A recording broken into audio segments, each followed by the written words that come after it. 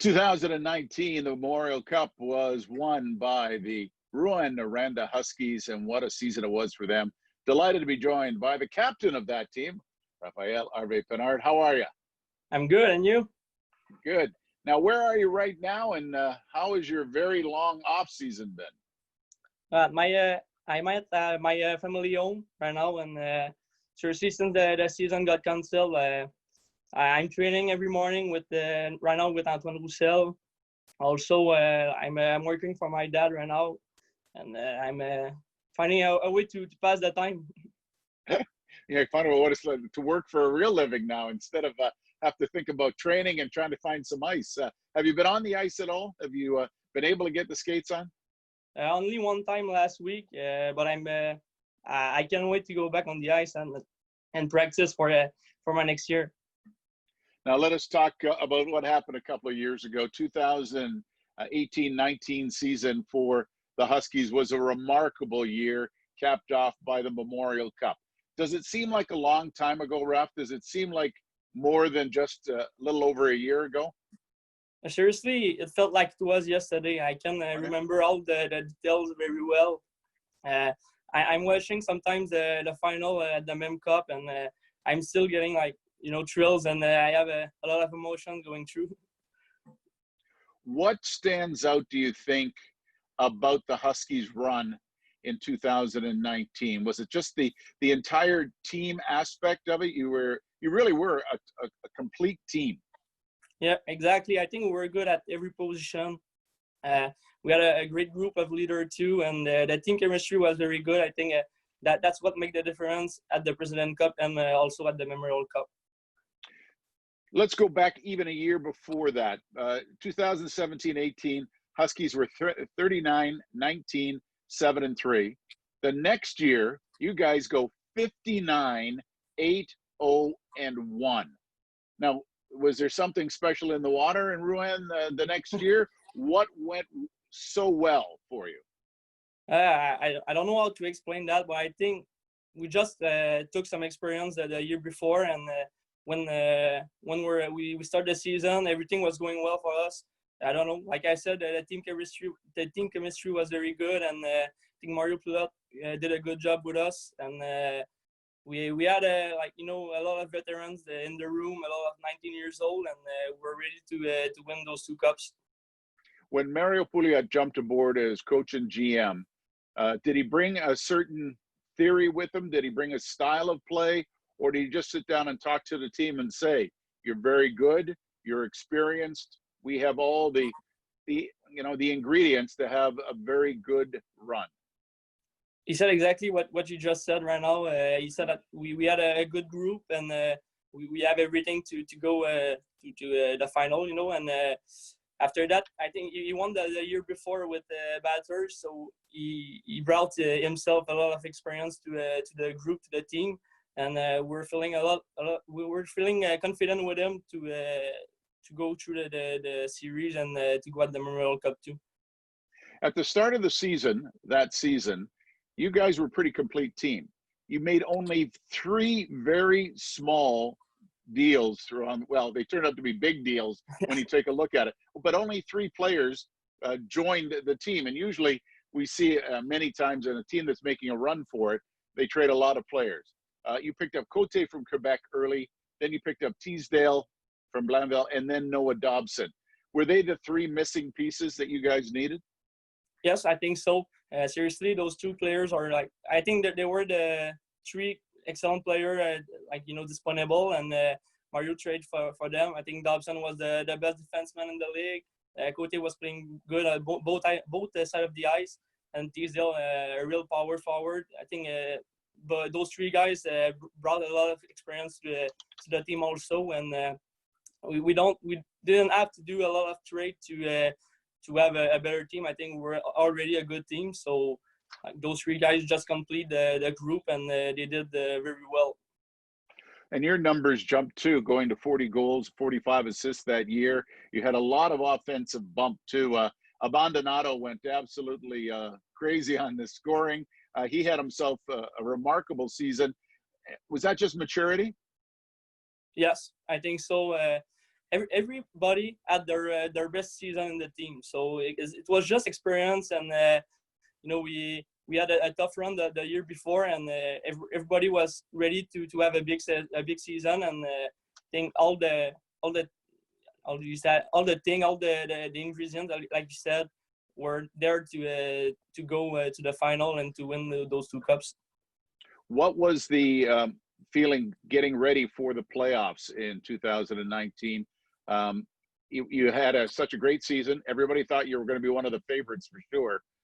When you started that first playoff series against Shawinigan, was confidence high? How did you enter that one? Like you said, the confidence was very high, but we just talked in the room and we said, like, go back to like if it was a normal game, and just go one game at a time. And that's what we did. After the series was 2-2 against Shawinigan, and we just reset. We talked in the room. Mario talked with us too. And after that, I think we just were playing like we did all the seasons, and it went well for us. Well, then you win the next two games to win that series. You sweep Victo, then you sweep Rimouski, then you run into Halifax, and you knew Halifax was hosting the Cup. What kind of series did you expect from them in the President Cup final?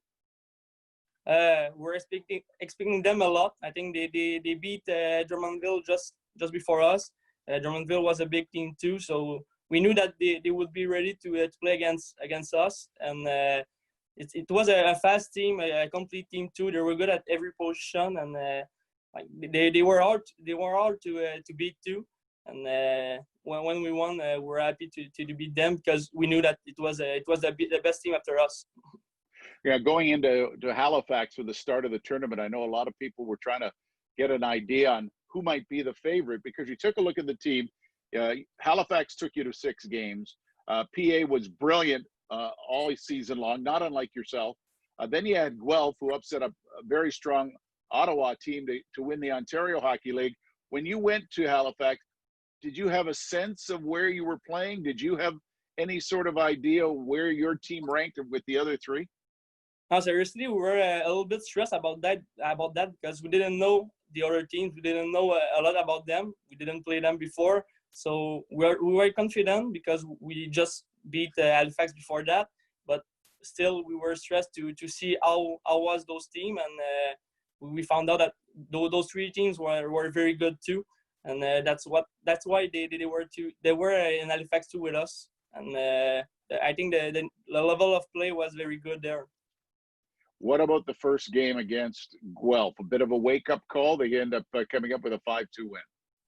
Yeah, exactly. I think we got a little bit surprised.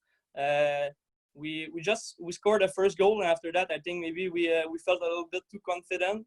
And then they brought us back on earth, and with three fast goals, three goals of the same guy. There, I think he was Russian. And seriously, after that, we were like, okay, they are very good too, and we need to step up our play, and that's what we did. We just we were thinking about the next game, and we just forget that one, and everything went well after that. Yeah, that was Toropchenko who was able to score 3 in Game 2 against Prince Albert. They had a dominant season, not unlike yourselves. In the Western Hockey League, they had to go to a Game 7 though to get out of it. You win 6-3. Were you feeling much better about your game? What did Mario say to you between Game 1 and Game 2, or did he really have to say anything to you?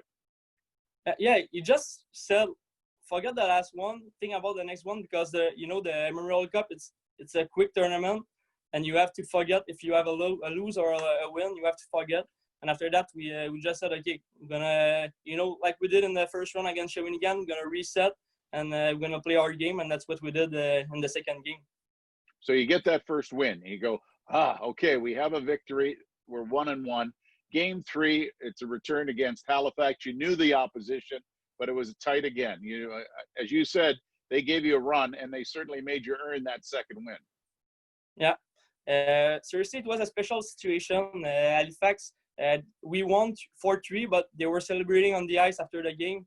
And for us, it was I think it was a key point in our game plan final, because we were after the game we were watching them celebrating on the ice, and they had a loss. It was very special. In the room, we said we're gonna get them in final, and that's what we did.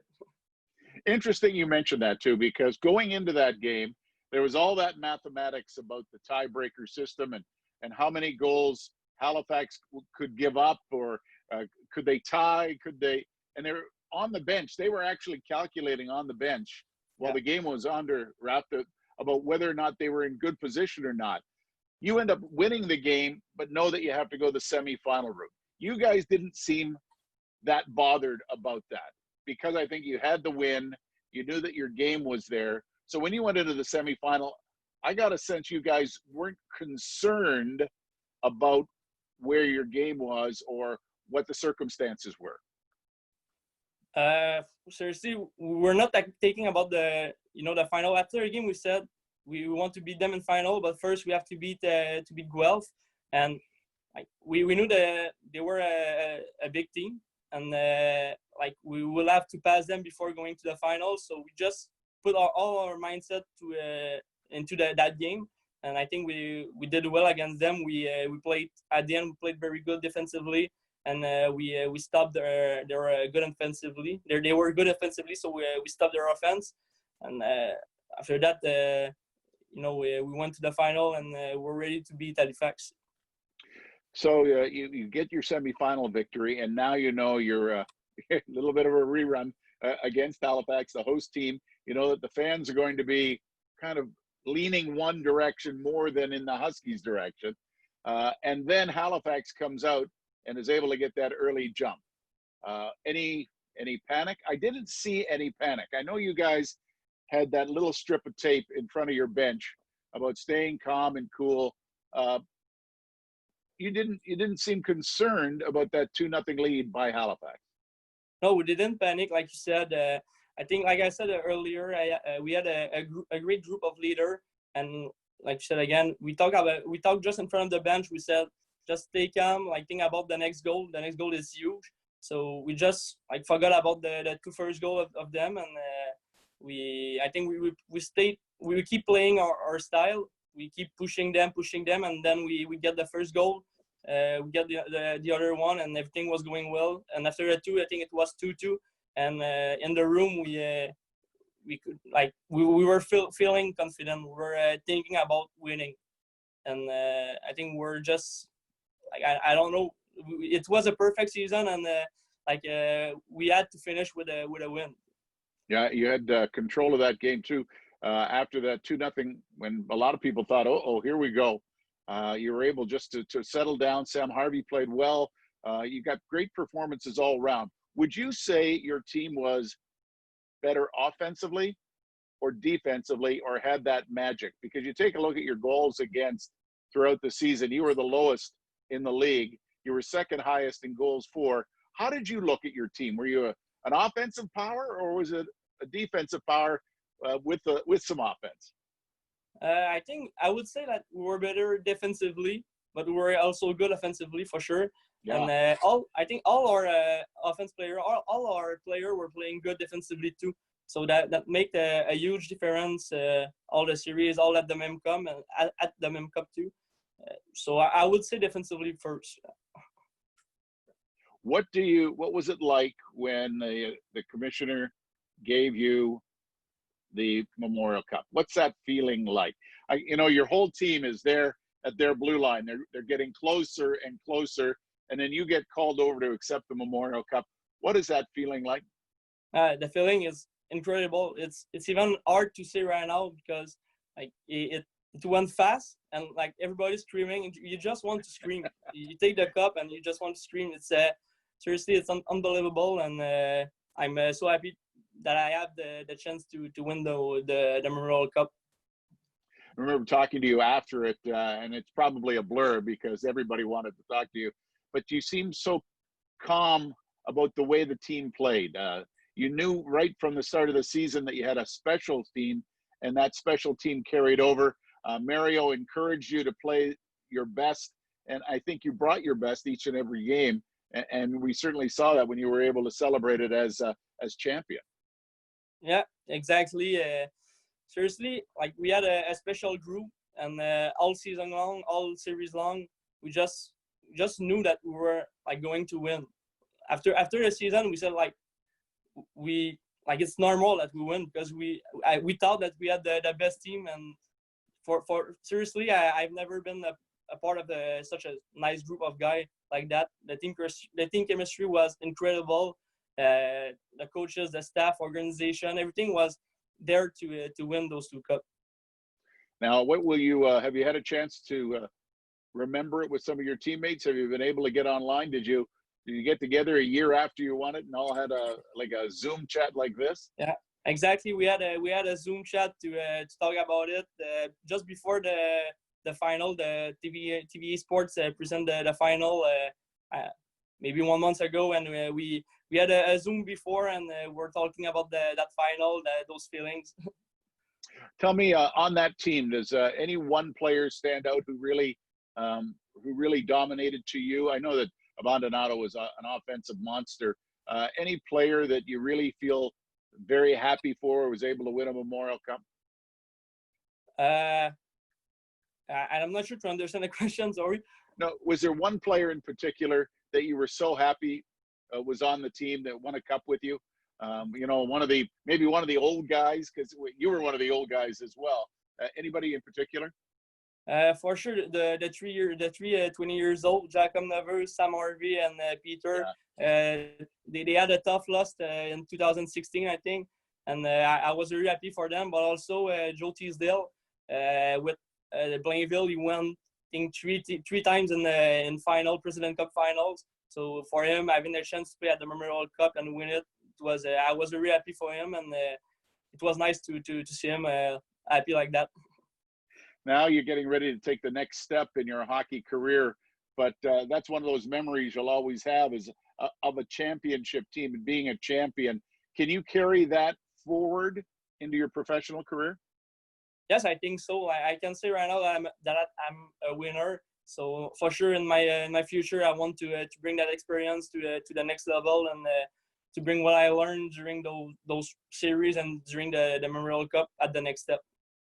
You're with the Montreal organization. Have they been in contact with you through this very difficult time? Yes, I talked a little bit with Francis Bouillon and Rob Ramage about my development, about my training this summer.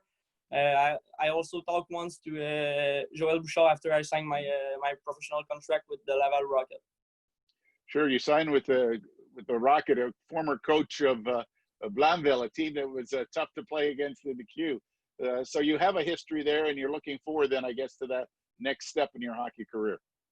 Yes, exactly. I want to prove everyone that I can play in the next level and that I can do my place in this league. Well, you go out as a champion out of your Quebec Major Junior Hockey League career. You were a brilliant captain. You carried yourself well. You should be awfully proud of your team and your teammates, and it was an absolute pleasure to talk to you, to remember the 2019 Memorial Cup. Rafael Harvey-Pinard, all the best in your career, and thanks for joining us. Thank you. Take care, everybody.